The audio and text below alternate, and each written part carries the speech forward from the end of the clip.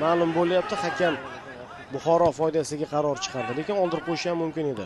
Jo'rayev. Yaxshi vaziyat bo'lishi mumkin Buxoroda. Aylanib oldi Rodich. Wow! Qanday gol uryapti Rodich!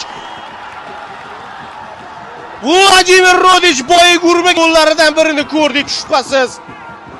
Aylanib olyapti va mana Trivela. Mana bunday bo'ladi Trivela.